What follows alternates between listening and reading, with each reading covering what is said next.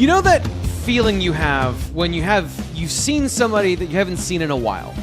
A good friend of mine was in the chat earlier, John Walk. We went to school together. My first radio show was with John. And if I were to see John right now, I'd be like, John, what's new? How you doing? And he might ask the same question. And in that moment of like, hey, what's new? And it's like, you know, he's had a family since the last time I saw him. His life has completely changed. So like, you get frozen of what to talk about. And you go, oh, not much. You know, just the usual. That's how I feel today about the Penn State transfer portal. 20 additions in the last 4 days. So, like, what's new with Penn State? Not much. You know, there's a lot going on, but there's also, you know, the regular stuff we were talking about and leading into with the transfer portal. Pretty much all of that happened. So, on today's show, we're going to get into that. And this is where I'm just going to do the worst possible job I could do, is not have like a set question of like, here are the things we're going to talk about. So I'm just going to throw it to Nate. Nate, how you doing? And what do you think about all this stuff? I'm great. How was your Christmas and New Year's? It was good. We're doing some projects around the house. We put the tree down early. Normally it would still be up, but you know, just some of the things around the house, we decided to take down the Christmas decorations a little early. I'm keeping the spirit though with a sweater. That was the plan. That's nice. I took my tree down myself on Sunday with my bare hands, and I laid down a tarp. And Do you have a real tree? Oh yeah. Stop it. Okay. Don't be ridiculous.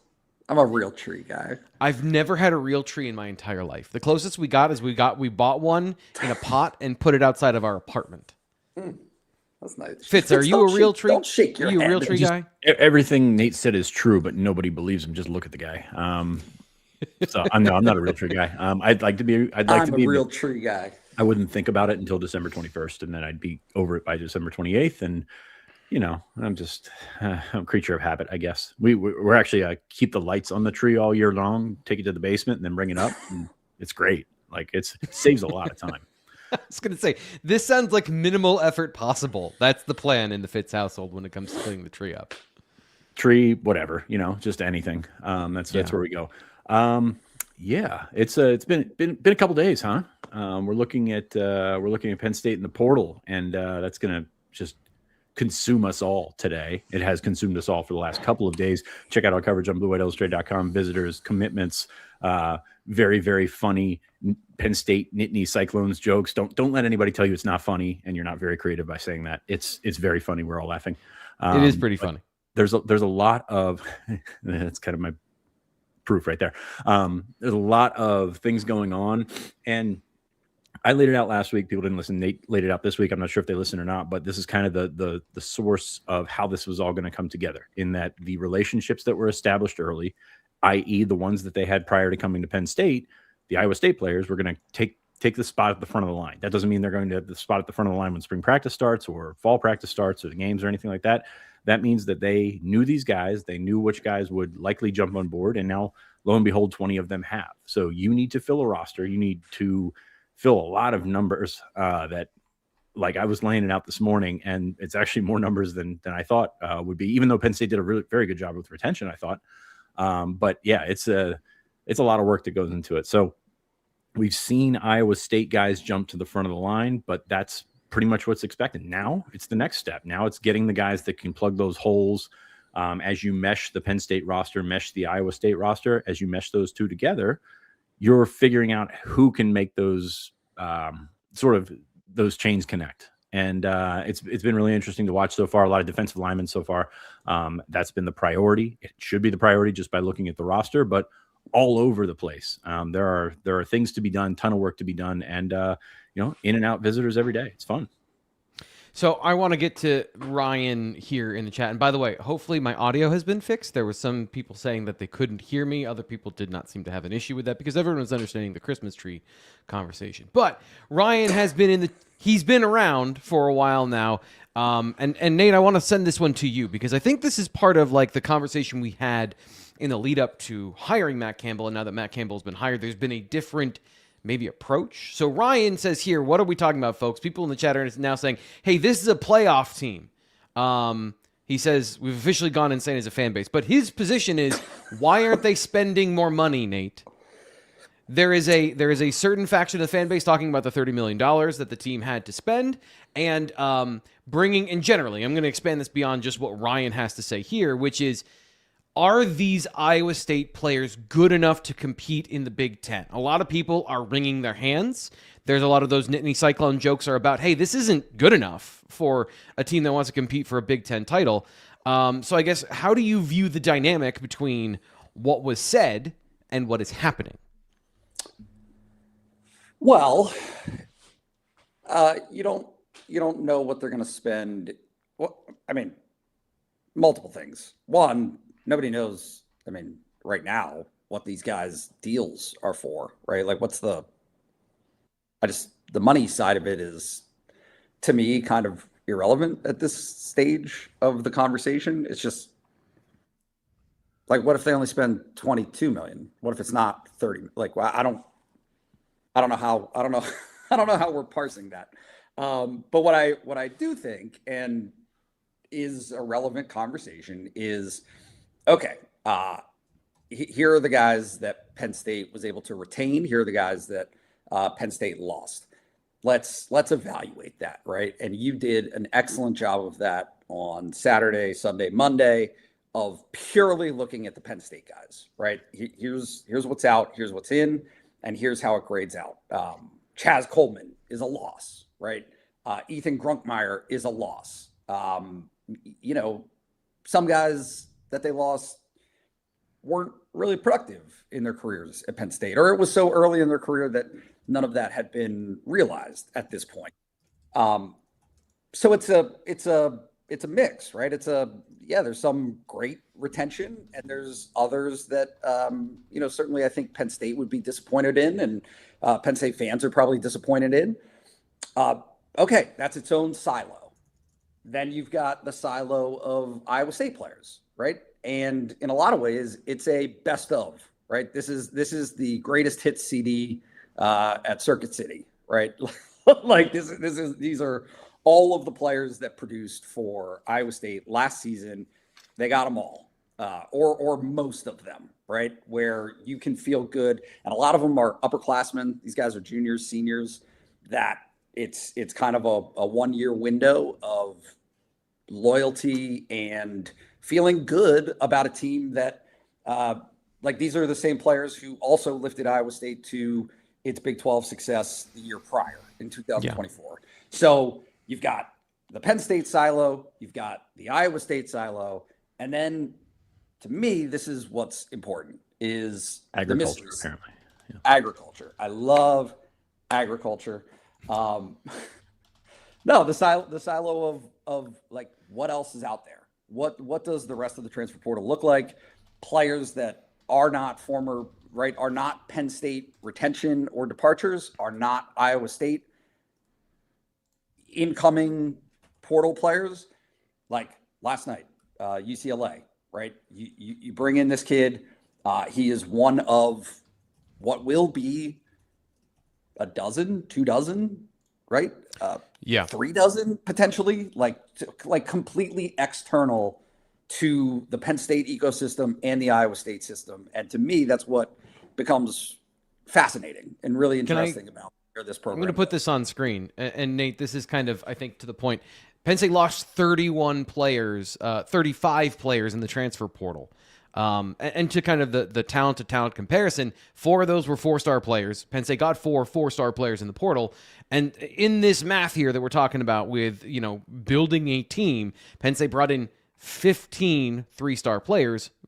These are, by the way, transfer portal ranking of these certain players. So there are needs when you have that many outgoing players to fill the roster, as Fitz is talking about. And as you pointed out in the chat, you're not importing the roster. It's the top of the roster. So who are some of the players that stand out to you that are going to be impactful and that you think are important in this conversation? Because there are some that I think that are going to be depth or long-term players when it comes to projecting not just next year, but into the future for Penn State football under Matt Campbell. And then there are guys who are going to be the names you need to know for this upcoming season. Yeah, you look all over and you want to find your starters first, right? You want to find guys that are at least going to compete for starting jobs. I think you start at receiver with Chase Soule and Brent Elskadin. which is going to take me a while. I'm sorry. I know that's a tough one. Yeah. But that position is a really good example of what they're trying to do, because you've taken 4 receivers so far. You've taken 2 guys that are going to play right away, and then 2 guys that are going to marinate, and hopefully put them with your younger guys, which there's some in between there with Kobe Howard being a sophomore, Tysier Denmark coming back, him being a redshirt sophomore. So there is a bit of a roster structure there. Now, roster structure probably starting to matter less because you're talking about year at a time. Like that's kind of where we're at right now in the college football game, is year at a time, how to figure this out, how to get guys that can start right away, mesh them with guys that you bring in, because I think this is always going to be a high school recruiting staff or high school recruiting program, no matter who's there. That is what they want to do, though, is in that environment of year to year, build as much of a long-term plan as possible, right? Like they want to bring in guys that are going to be there for more than 1 or 2 years.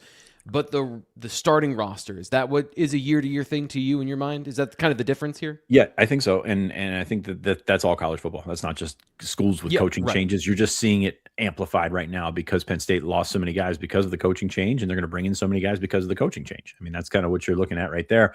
Tight end is a great example. Penn State was, no matter who the coach was going to be, was going to play 2 or 3 tight ends. Now they've got 2 guys that can at least be in the universe of starting there with Andrew Rappelier.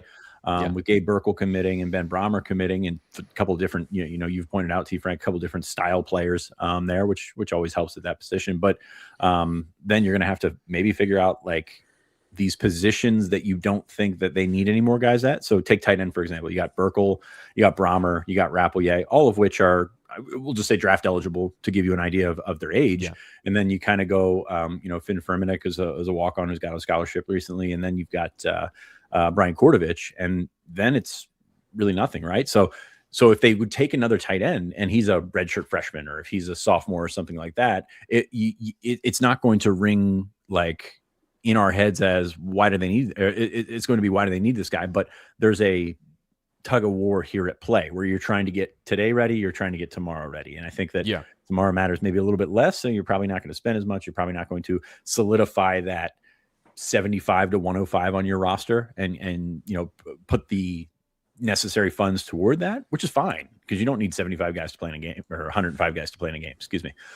So I think that's what you're looking at with a lot of these places. So two receivers ready to go, 2 receivers set to marinate, 2 tight ends ready to go, one offensive lineman ready to go, and Trevor Burr, 2 long-term portal plays from Iowa State, maybe 3.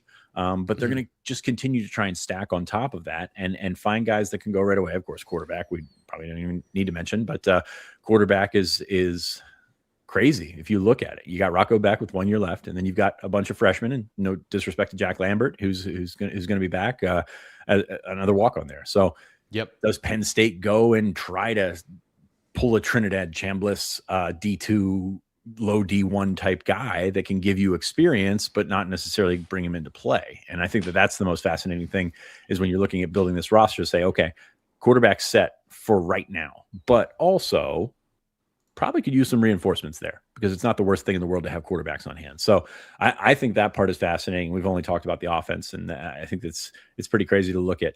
Running back, you're going to continue to try and stack numbers. Receiver, you've gotten 4 guys. I'm not closing the door on having more. Noah Rogers, the former 5-star, visited yesterday. So I think there's just a lot at play here, and the numbers are going to be really surprising to people because we've never dealt with this around here.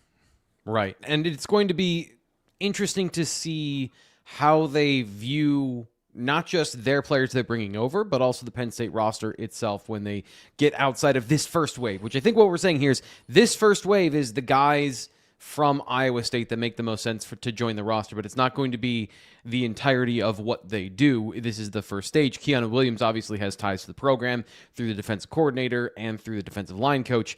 But I'm interested in this next stage and what happens next. Let's get into some of those defensive players. I do want to talk about a little bit of the profile of some of these players. I think tight end is going to be interesting because the longer I watched Gabe Burkle, so neither of these guys are the blocker that Andrew Rappelier is, but both of these guys are 6'6", and they are receiving threats. So Penn State has 3 legitimate receiving threats. And so Fitz, I'm curious, and I actually wrote about this, it's coming out later, an update on the retention of the Penn State offense, and some of the decisions that have come down since the last time I wrote that article. I want to get to Malachi Goodman in just a second, but when it comes to Tysier Denmark, I'm just fascinated by the gulf between his impact and his potential impact and the impact that fans think he's going to have, because you have 3 legitimate receiver tight ends that all have NFL aspirations. You're bringing in Eskiden and Chase Sowell, who are both outside receivers, like number 1 type guys. Speed, downfield explosiveness. You have Kobe Howard, and then you have Tysier Denmark. So we're back to this conversation of, is tight end 3 better than receiver 3 or 4? And I guess I'm leading into my opinion being here, this offense isn't going to change a whole lot. People are thinking this is going to be different, and there are going to be elements that are different. I think execution and maybe the actual plan of what they wanted last year, you might actually get it this year with this group, but I'm just interested in kind of like how all these pieces are going to fit together from that perspective when it comes to the receivers and the tight ends and, you know, meshing this roster with what they're bringing in. What do you think? That to me is falling in the trap of trying to project a roster on January 6th. You know, you're looking at a bunch of guys that are still left to be playing there, and with the retention at receiver, which is probably a little bit more than expected there, that changes some things, right? It gives you the opportunity to start Soul and man, that one's gonna get me a bunch. Eskildsen, these Scandinavian names from the Midwest. What's that? Yeah, I was just calling Brett. Number 9. On a first name basis. He looks like a Brett. But it gives you options there to change up your offense, to change up what your personnel groupings are going to look like. Again, you're not bringing in veteran tight ends to sit the bench, but you're also not going to play them over Andrew Rappelier based on what we've seen from Andrew Rappelier. And I think that the competition aspect of this is what we're all missing here. I'm looking at stuff in the chat saying, well, you're just bringing Big 12 guys in here from an 8-4 team. They can't do anything. And I think that's really just falling into the helmet scouting and falling into, I'm not understanding that talent can't be everywhere. And 8-4 teams have really good players too. 6-6 teams have really good players too. 7-6 teams. So you Nate, he's got his hand up. Sorry, T Frank. I got to call on him. Why do we have to know all this today? Like, why does this have to be determined how good they're going to be and how many games they're going to win on January 6th? I don't get it, because the roster's not done building.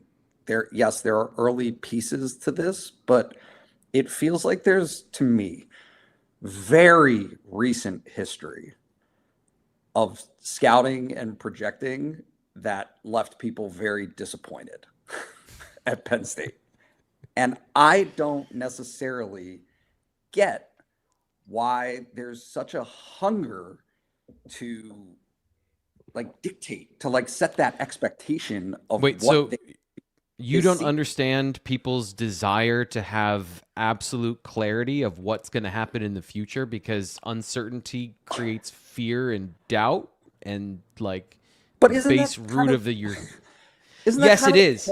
It's the exciting part, but it's also the part where people are most afraid of, like, is this good or not? And that's what we're watching it and saying, how is this going to go wrong? Like, it's not watching it to say, oh, I can see this coming together. It's what's the worst case scenario and how fast can we get there? But everybody's worried about the worst case scenario when like it's a reset. Everything is in play. That's what you gave up, was an assured, right, like 9-win guy, right? You're discarding that on purpose to bring into play the possibility of 12 wins, right? Yeah. Like that's the whole idea. But with that possibility, you're also accepting some level of chance that things are going to go wrong, which is what happened this year anyway, right? Like this year was the demonstration of that. So it's just a fascinating point. Like in terms of like things still need to happen with this roster, including literally building out another third of it. Yeah. Right. I mean, I think if my numbers yesterday were correct, if all of the players that Penn State has currently that did not announce their intentions for next season. So there's like 20-ish, maybe 25 guys who haven't said whether they're going to go to the portal or stick around at Penn State. If those guys, with the commitments that they currently have in the class of 2026 and the retained players that they have and the Iowa State players that they currently have, that number is right around 84, 85, right? So they still need about 20, 25 players, right? 20 to 25, 30 players. So I just, it just feels to me like there's quite a bit more there to happen before you really get a good set. I mean, I'm not under, like, look, are they gonna recruit out of the portal over Rocco Beck? No, they're not, right? Are they gonna recruit over some of the guys that they're bringing from Iowa State? Maybe. Yeah, I think that there's some needs on the defensive side of the ball. Offensively, here's the thing that I think is really interesting. Offensively, the entire staff comes very early in the process, and defensively, they put together the staff a little bit late, and I think the retention, Chaz Coleman aside, which was, as we talked about for several weeks here before leading up to all these things, was a guy that it felt like you weren't going to stop that from happening no matter what. But a lot of that retention you might have wanted to do on the defensive side, there was a lag because the coaches weren't in place and in the building getting to know these players. Whether that makes the final decision or not, it probably was a piece of the puzzle.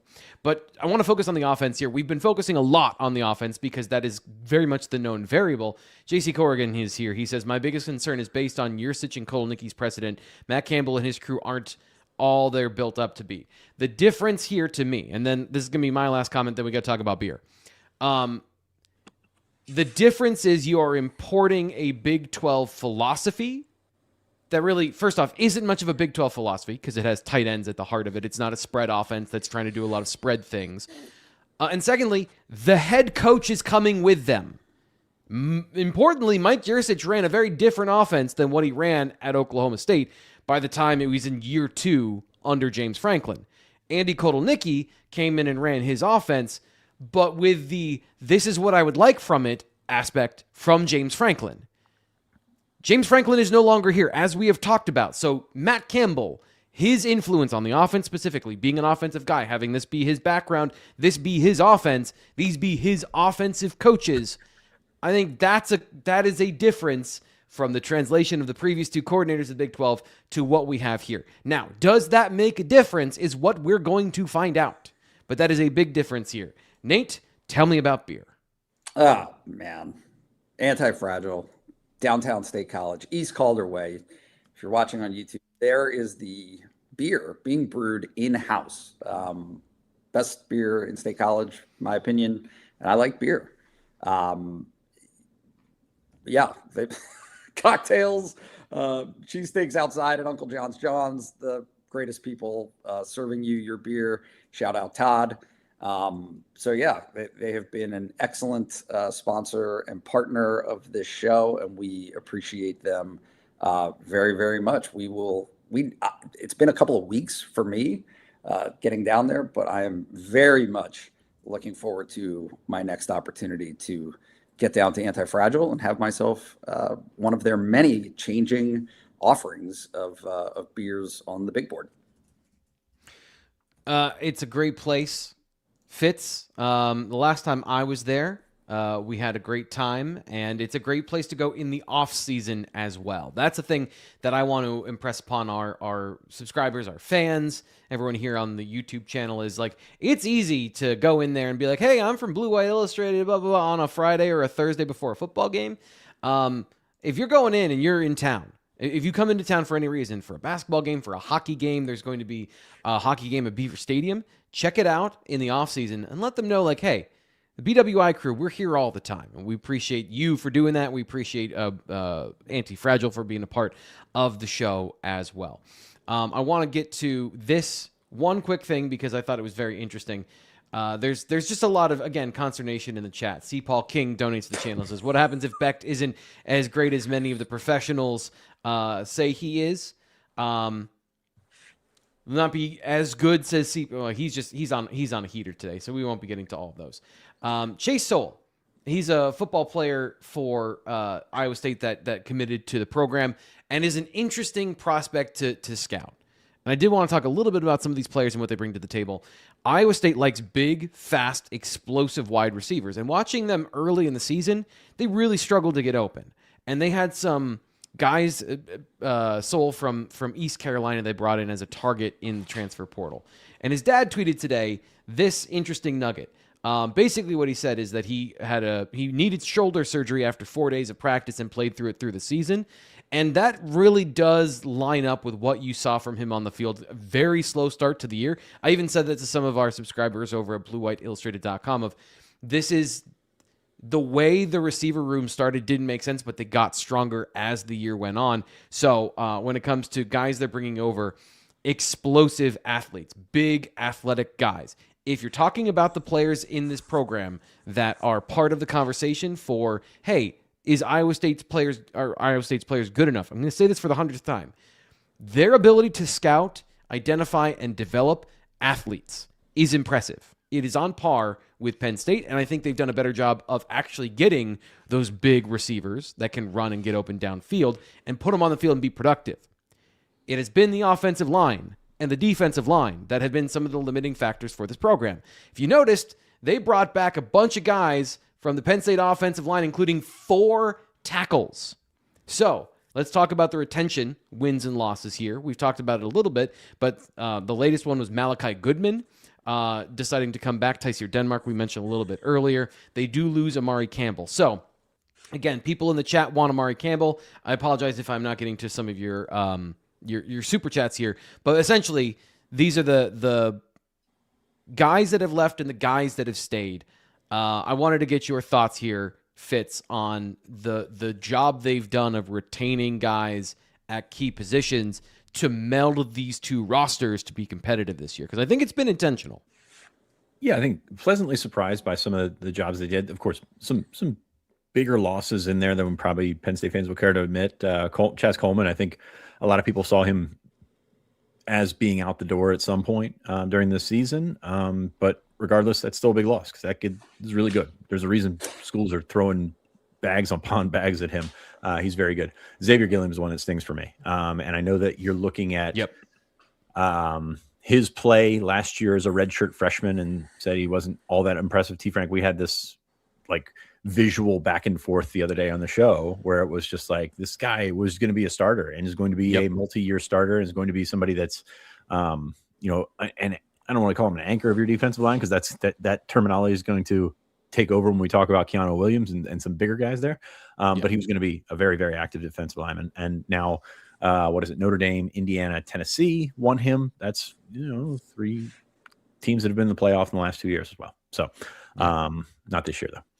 Anyway, you're looking at some turnover that was expected, regardless of coaching changes. And I think there's some guys there that are coming back that maybe weren't coming back without a coaching change happen. You talk about Kobe Howard, the way that his season started, and the way that his season ended, and he didn't put up the numbers, but he also was showing some flashes there. And you're showing that you can potentially fit into any kind of offense. And I think that's probably for these offensive skill players like him, like Quentin Martin, like Andrew Rappelier, the versatility and the ability to, just, I don't want to say be a game breaker, but make plays is coveted in any offense. So I thought they did a pretty good job getting guys back like Owen Alasini, Malachi Goodman. That's probably I don't want to say the biggest surprise, but retaining a lot of the younger guys, because when you're younger in college, you're still beholden to the coaches that recruited you. And so these guys that, the Franklin staff was incredibly high on these guys, they stuck around, which is I don't want to say crazy, but it's notable. It's certainly notable that those guys were able to stay, and we'll see how they develop, but it's going to be fun. Yeah. Egan Boyer, losing him hurts. I know that he has had very limited exposure so far, but he's also coming up, last spring hurt him because he got hurt and he wasn't able to have a great offseason. Didn't really work his way into the rotation as much, but 3 senior tackles or 2.5 senior tackles will do that. But he's a guy that they were looking to count on for the next couple of years at left tackle. And he's probably going to end up at Florida with Phil Trautwein, which tells you a lot about how Phil Trautwein feels about Egan Boyer. So Those are some of the guys that have jumped out at me. I don't have the retention loss rundown in front of me, but I'm looking for it right now to see if there's any more.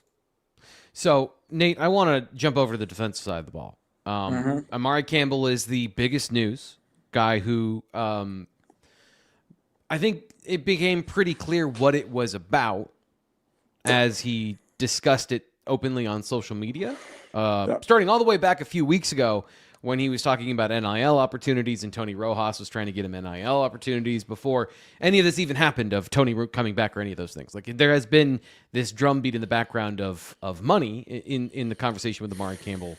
So I just wanted to get your assessment of the decisions made with Campbell. And I think, again, that goes back to some people are upset in the chat that Amari Campbell, they didn't give him a bag because $30 million, just spend the money. What are you doing? Blah, blah, blah.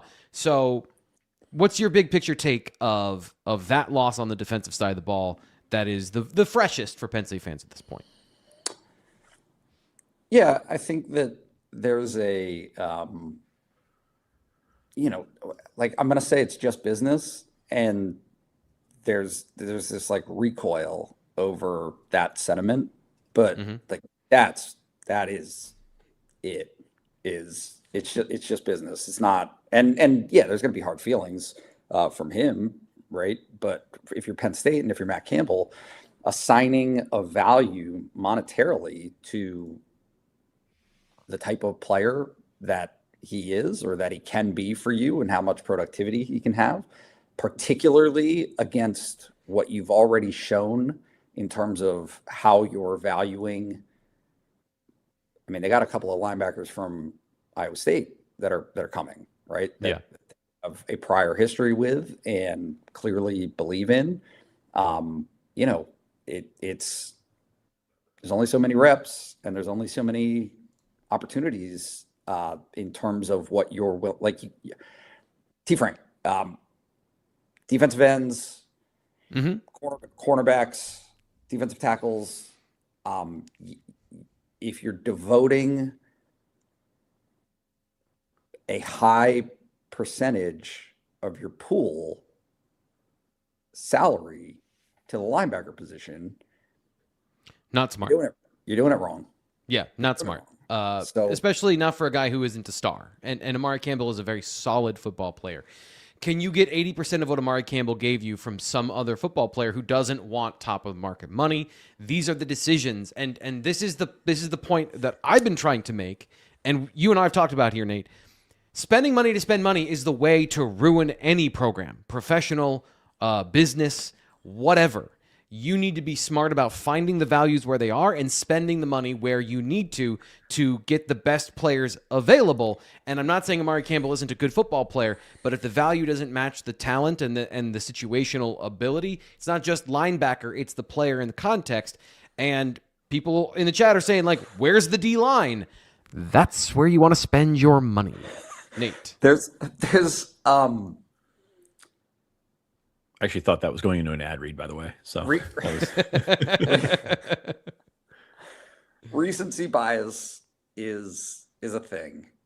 And the way that the season ended for Penn State left a lot of people feeling proud naturally and feeling, good and optimistic, right? Just given the sense of where things had been. T. Frank, how did you grade Amari Campbell at UCLA? UCLA, poorly. Coverage especially. How did you grade him against Northwestern? It doesn't matter. Better, I'm the same. Point, okay, right? I'm getting all excited. You're making rhetorical questions. So continue. Oh no, we wouldn't do that to people on the spot. I just think that there's a general. It helps to put yourself as a fan, media, whatever, into take yourself back to those moments, right? Because I think that anyone who is claiming that beating Michigan State, beating Nebraska, Pretty bad Nebraska team by the end of the year, and barely beating Rutgers as the standard are lying to themselves. they had a very different standard in week 4 of the season. And so when it wasn't good enough to lose to Oregon. Yeah. which is fine. I mean, it's part of human nature. I guess I'm just saying there weren't a lot of people in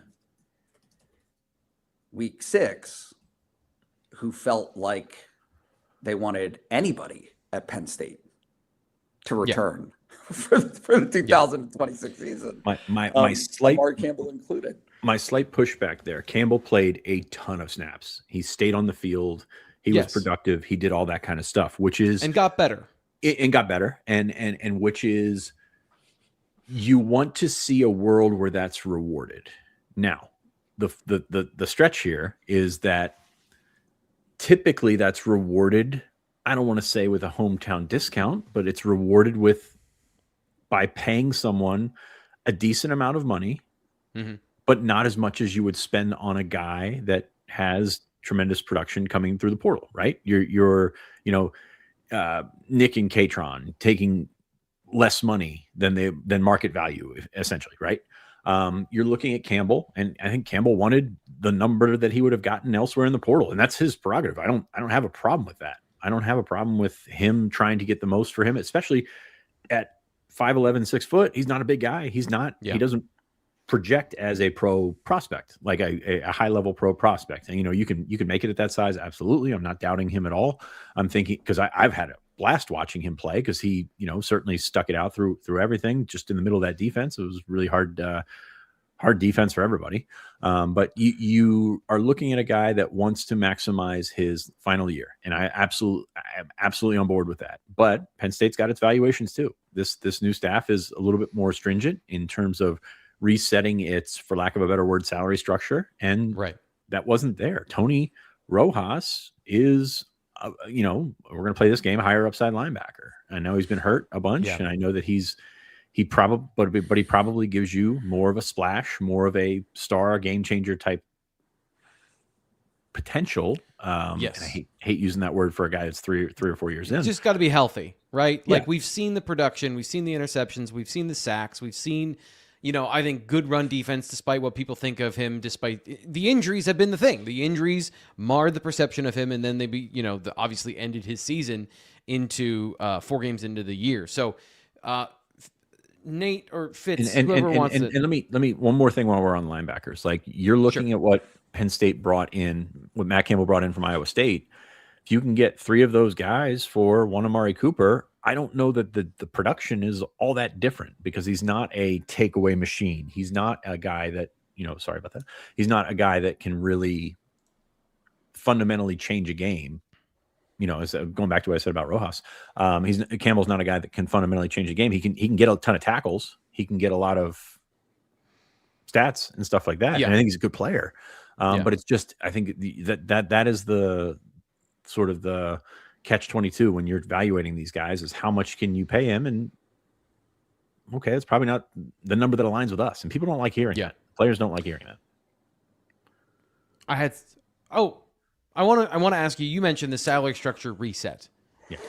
I'm not asking, do you know what the salary structure is, but just generally based on what we've seen happen so far, positive development, negative development, still want to learn more. How do you, because that is a big thing of what we're talking about here. That is a huge change for Penn State and how they operate with the root cause that we're talking about, which is money. So, Nate, I'll start with you. Do you have any opinions or thoughts so far on how all of that is shaking out? Because that goes back to basically the start of the conversation, which is a bunch of Iowa State guys not good enough, want the number 1, 2, and 3 at every position in the portal. Why aren't we going after the big fish, et cetera, et cetera? But where we are now in the story versus, like, I guess, what are you seeing in that vein for this new staff? In terms of how much money they're paying them? No. Just like Fitz mentioned, the salary structure being reset from what James Franklin was doing and what the previous staff was doing to what you have observed now of the new plan, because that's what we're talking about here. That is what we're talking about. What's the new plan? And I was wondering if you had any insight into that. And it's okay, like if not at the moment, because as you mentioned, we're learning about it right now. Yeah. Well, a couple of things. Financially, no. That's not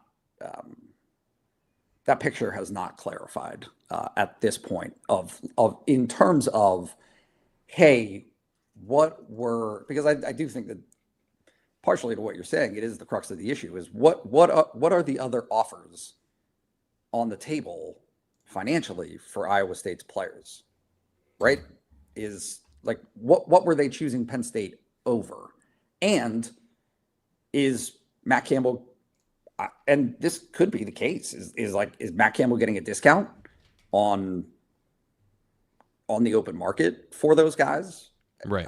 I think there's a presumption that's probably safe that they're all going to make more money at Penn State than they did at Iowa State, just given the fact that he said that they had no money at Iowa State, right? Like there was no budget for players. So yeah, there's that.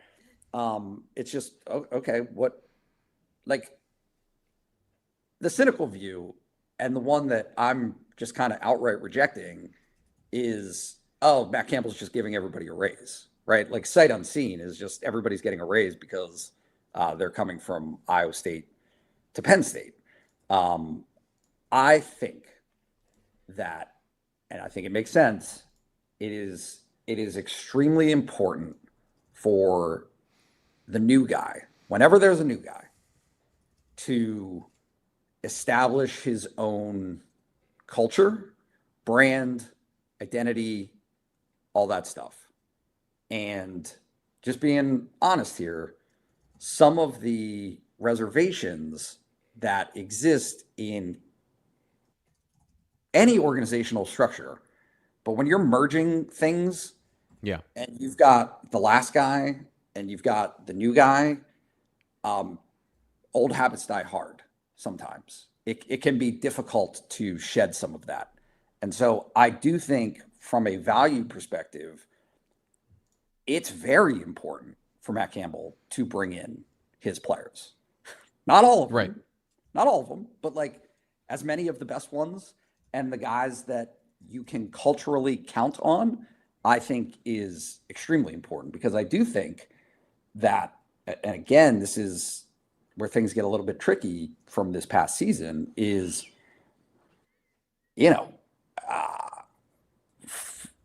yes, things rounded into shape for Terry Smith on the back end of the schedule, but even King Mac, who was no longer with the program, but even his comments about the audio leak of Pat Kraft and the finger pointing that James Franklin was talking about before he left, like all of those things were culturally toxic this season, right? That was just not a healthy environment to build from. And so, yes, you may be picking out the most valuable players and even some of the most valuable leaders at Penn State to retain, and shedding some of the less valuable players and the less valuable leaders.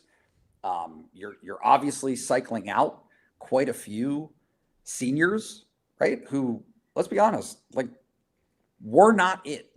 Like those guys were not the leaders. Didn't live up to what they needed to be as seniors. They were not. They did not have that makeup when it was needed in the program this season. So I do I just do think that there's quite a bit of value, not only in production, but in just setting a new framework of this is what the program's going to be. This is how we're going to do things. These are the guys that you need to look to. And yeah, you're welcoming in with open arms some of the Penn State players that had prominent roles at Penn State last season, but they're doing so under a new standard. Like hey, it's going to be different, and embrace it instead of this is how we used to do things. Because how you used to do things didn't deliver the results that Yeah. anybody. It's also irrelevant to the situation because that is no longer here. It's a different place. So Fitz, there's a commitment in the portal, but before we get to that, just quickly want to remind people, if you want to get this information in its full context, BlueWhiteIllustrated.com, 50% off for a subscription to not just BlueWhiteIllustrated.com, but our National On3 site and Rivals recruiting information, all that for half price. It is the best deal you can get for, as I said this yesterday on the video I did, it's not just about it's the quality, which I think is the best you can find. It's also the volume. You will not be bored. Ryan and Fitz and Nate and Greg have been putting out so much stuff over the last couple of days in this transfer portal window, including the latest one. Can you clue us in here on the latest Iowa State commit for Penn State? Yeah, I mentioned earlier in the show that I think there was one more offensive lineman that they're kind of waiting for, Vea Aikakula. And again, these names, they're getting me. But he's another one of those guys that's you put him in a marinade. And this is a big kid who is going to be a redshirt freshman. So they got 3 offensive linemen with redshirt freshman eligibility, in addition to Owen Alicini, Malachi Goodman, and Michael Troutman hasn't announced anything yet, but like you've got a lot of redshirt freshman offensive linemen. This is 6'3", 355. So bit of a different build than you're used to. Interior guy, obviously, but a guy that they liked in camp. Stanford was also after him. But I believe this is the last of the Iowa State visitors that was in this weekend. So I don't want to say it's the end of the road, because I think there are some guys that could pop up later as they continue to have conversations. They continue to negotiate with guys on the roster, or guys that are coming back or leaving or whatever it might be. But that's pretty much it with Iowa State. And now you go along and you try and figure out what you're going to do with the rest of the roster. 2 things here. Number one, it's a do-over for Matt Campbell in the class of 2025. And what I mean by that is you're looking at the guys that he's bringing in, and he brought in, I think, from the top of my head, 7 or 8 2025 class members. So what that means is he went to practice with these guys every day.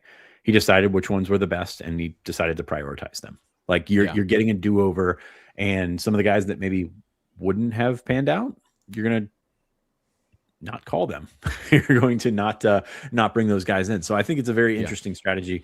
And I think that's what a lot of, coaches, when they change jobs, they're going to sort of sort out their guys. They're going to sort out the guys that they don't think can play at this level. So if they're bringing in redshirt freshmen, if they're bringing in young players, they saw something in practice. Again, you're looking at Karan Brookins, the receiver, did not play this year. Zay Robinson, the other receiver, had 1 catch for 0 yards. They don't jump off the page at you whatsoever, but that's not where the evaluation comes. The evaluation did not come in games. You could say the same about Kobe Howard, who had 7 catches. So you're feeling these guys have some sort of talent that's worth retaining, or worth, from his point of view, retaining. The other point that I want to make here is, and T. Frank, I put it in the rundown, and you bolded it and put stars around it and said, yes. Matt Campbell's not bringing a ton of line of scrimmage guys with him. And that is, when you take a look at Iowa State, when you take a look at the struggles that they've had, that's where it would translate the least. And they're bringing in Brendan Burr, offensive guard, who's probably going to be a starter at Penn State, and then a bunch of young guys, a bunch of younger guys that can eventually develop into starters, rotation guys, what have you. Brought in 1 defensive tackle. That's it. And you're looking elsewhere for those options. So in the Big 12, doesn't fly as well as it would in the Big 10. So Matt Campbell is, I don't want to say disregarding the guys that he had on the offensive line. Brendan Black committed to Nebraska yesterday. He was I think he started 30 games for Penn State. Penn State didn't bring him in for a visit. I think that's the sort of thing that you're looking at when you're taking talent from Iowa State. A lot of it's coming from the skills. A lot of it's coming from linebacker. A lot of it's coming from other areas than one of the most important regions on the field. Ryan Shirt, I know you were in the chat talking about this earlier, but he's not going to Iowa State for those guys, which means he's going to have to branch out. He's going to have to continue to look at offensive tackles, look at big-time defensive tackles. They got a commitment from Keanu Williams last night from UCLA, who is a big defensive tackle. For all of you that want the big guys, he's pretty big. 6'5", 320, nose tackle, big strength guy. But he's what Penn State fans have been clamoring for. I'm interested to see how he moves compared to some of the top level talent on the interior line in the Big Ten. But you're getting bigger up front, and you're kind of solidifying these guys, or this roster, with older guys, older dudes that can help bridge that gap till you recruit your own guys and get them ready for the long run. Yeah, and it matters what kind of scheme they run. I think there's still some things I'd like to learn about that. Danton Lynn bringing over a mixed front system, and Keanu Williams has also played in that. But what you want from those positions, learning what you want from defensive ends or edge rushers, I should say, and then interior guys, that's all part of the picture as well. And this is where I wanted to get into the non-Iowa State players, linebacker, defensive line, some of these situational players that maybe are going to be role players for this coming year. That's where they actually have to go into the portal and find those guys. And those are the relationships and those are the scouting evaluations they're doing right now. They didn't have to do those evaluations about guys that they brought in. And basically it's like, hey, this is your new home. Take a look at it and then sign the papers and we'll announce it all. Now it's like, okay, we need to go into the portal and we need to find a Keanu Williams, who, by the way, has relationships with the staff already. But this is where they're going to make their decisions about the actual transfer portal. So I want to get into that. Keanu Williams is the first domino to fall. Is there anything you guys want to talk about from the site or from information you know about guys that have visited that are noteworthy non-Iowa State players that are either on campus or going to be on campus that have been publicly announced that you think will factor in offense or defense? But to me, that's why I focus so much on the D line this weekend, because that is going to be the actual portal as opposed to the guys from Iowa State, which is kind of like a copy paste of your roster, as we talked about for the first 40 minutes. Hey, do you have any scouting reports on these guys? Yeah, I like them all. I think they're all great players that will be incredibly successful. Whether they were at their last place or not, when you get to Penn State, it just changes. No, I'm kidding. Go ahead, Fitz. What do you got? You're the acquisition guy.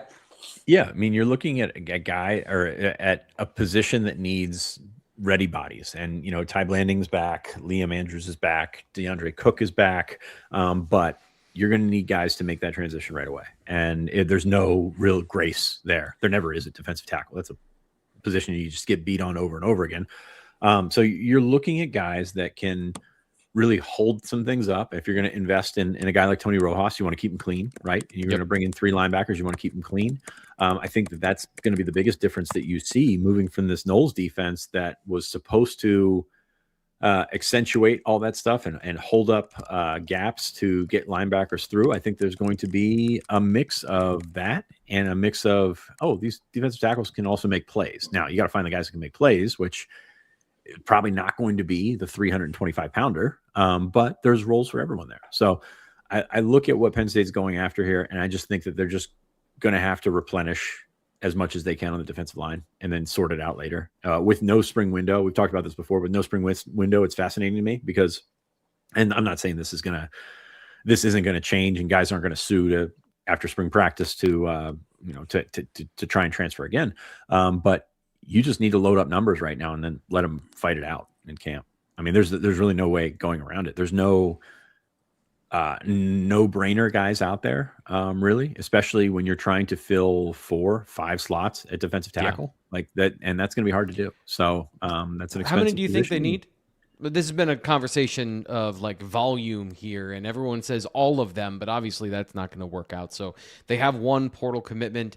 Do you have a number in your mind for D end and D tackle of what they need to add so they have a competitive deep roster that can withstand the attrition that we've seen the program go through over the last couple of years? They've lost talented players every single year at those positions. Yeah, 4-5 defensive tackles, 3 defensive ends. I mean, you're looking at huge number. I mean, not huge number. You're looking at really big numbers here, just to try and sort out what you've got. And they're going to get some production from the guys they've got coming back. They really like Max Granville. They really like Yvonne Kemaju. But you're trying to fill out a 2 deep, possibly a 3 deep. And when you lose guys like Jalen Harvey that played a bunch this year, but also wasn't an impact guy, that still matters. You got to go through that. You got to go replace Owen Wafels 5 to 10 snaps a game. All that kind of stuff matters. And I think that's what they're going to look to. And eventually, I think I don't want to say get to the money guys, but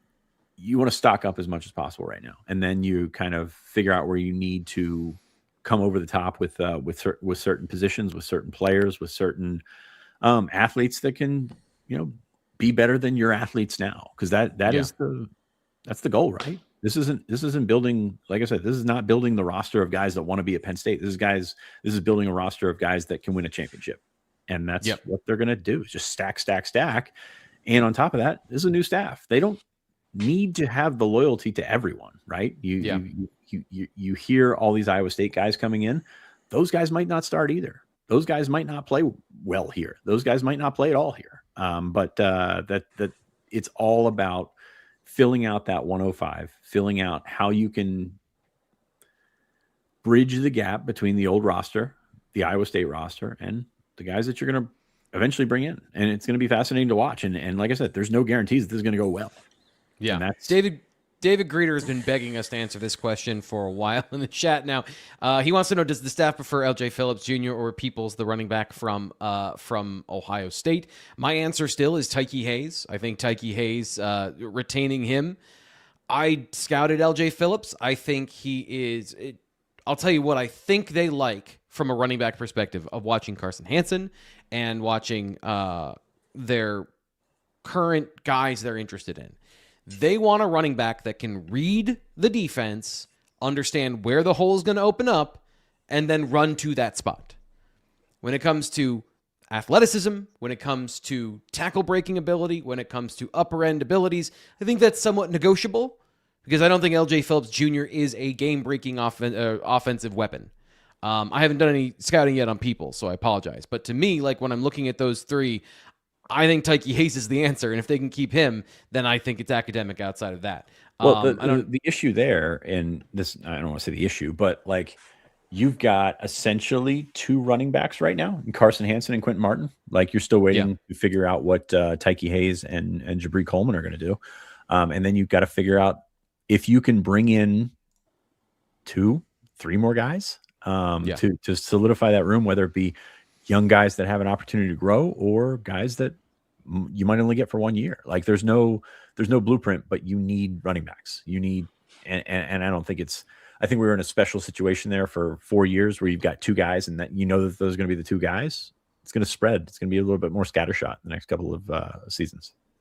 Let's talk about this, which is the defensive coaching update here to end the show, where a lot of that clarity that we were wondering about came in the last couple of days. Brad is very concerned about Dion Barnes and Dan Connor in the chat. Something we were going to talk about here. We've discussed Dion Barnes a couple of times. Nate has addressed that, by the way, in the chat as well. But Nate, I wanted to come to you about the situation with the defensive side of the ball and some clarity for those coaches. Let's start with Dan Connor. Start with the linebacker situation. They brought in Tyson Veet, the defensive coordinator from Cincinnati, to be a linebackers coach. How does all that fit together with Connor, who apparently is staying, but there has been no official announcement yet? So what's your read of the situation there? The transfer portal for coaches doesn't have a window. It never stops. So he can do whatever he wants. Remember when John Scott left? It was in March. You don't know what other opportunities are going to be out there. So like, I mean, I can't even sit here and say, as of this moment, because the last time I did that with Dion Barnes, I was wrong. Right? It happened literally that day that South Carolina came in. You don't know. And this is really kind of how the conversations go for me when I'm having them, with people at Penn State is what are the other options, right? So maybe Dan Connor wants to coach with Vite. Maybe he doesn't. I don't know. But what are his other options? What else is out there? And without knowing that piece of the puzzle, it's just kind of fruitless to, project. I think, and I will say this, Penn State is motivated to retain Dan Connor. And look, I think it's not dissimilar necessarily to King Mack and Amari Campbell you value these people and you want to show them that you value these people. But if somebody's going to come over the top of you and you don't value them that much, at some point you have to make a decision. You have to draw a line of where that appreciation goes and stops. So I think the ball of like is Dan Connor on the staff today? I think so. Right. After that, I have the directory open and he's still in there. So you're good. Yeah. Listen, these live forever on the internet. So like, it'll change at some point. I guarantee you. These things are fluid. Oh God. Let's talk about a different situation on the roster with the defensive line. Fitz, what do you think about Akaika Malloy, the defensive line coach from UCLA? We haven't had a chance to talk about him all that much. Curious what you think about the kind of the plan up front, where they are still pursuing other coaches despite having a proven longtime D-line coach already on board. Yeah, I think you've got an opportunity to sort of flip those things. And as we saw last night with Keanu Williams, bring in some fresh players that maybe have some connections there. And I do think losing Dion hurt. We talked a little bit in the chat here about, why that came about. But I think, it probably really hurt you with Xavier Gilliam, Jalen Harvey, a couple of those guys. And, we'll just see a different defensive lineman. Malloy, he's got a lot of contacts out west. He knows Danton Lynn. He supposedly knows the system, and it's going to be just kind of I don't want to say a 180 from Smith or from Barnes, but it's going to be very different. And they brought in Christian Smith, Northwestern defensive line coach, to sort of solidify that. And it's almost like you're sort of stacking guys on top of each other. So Smith's going to coach defensive ends, I believe.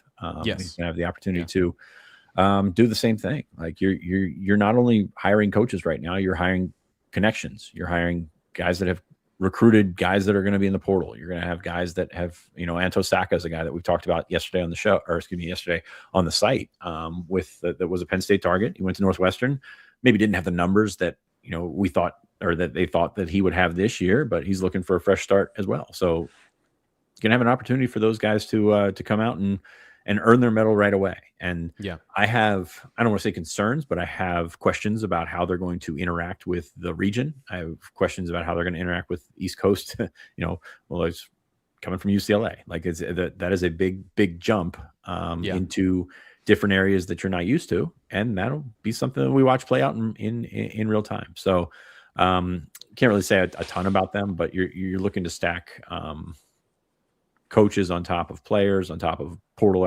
acquisitions, on top of relationships. So that's where you're at with that. It does seem to me that here's the thing: whether or not they were able to retain Dion Barnes, this was the plan, to have two defensive line coaches that specialize with interior and edge rushers. Yeah, they've done that. Yeah, they had Andrew Jackson, who's now at Tennessee, and Greg Gattuso was in there as well, as sort of like the Yoda, if you will. And so the situation at linebacker could play out the same way. And then you have clarified the other day, Greg wrote about this, Terry Smith is the cornerbacks coach, Deion Broomfield is the safeties coach, as expected. So things are kind of filling out there on that side. And Nate, the last thing here is the running back coach situation, where there isn't any news that I'm aware of yet. Is there anything you want to promote over at BlueWhiteIllustrated.com, or is there anything that that maybe isn't? I just don't know what's going on with that situation, just generally, because I've been buried in film. Frank? So I'm asking, what's going on? Do you know anything? Yeah, working on it. All right. Join us for half off. Perfect. All right. Fitz, final thoughts here on the show. Exciting times. Definitely some more stuff coming across, more visitors coming across this week. They're going to get into recruiting here at the end of the month. So that's going to be fun times ahead. Again, go back to my, pulpit here and say, think about Celts, pray for Celts. He's got some big things today. So definitely we appreciate everybody that has taken their time, taken their money to think about him, to support him. And it really, really means a lot. That's kind of top of my mind right now.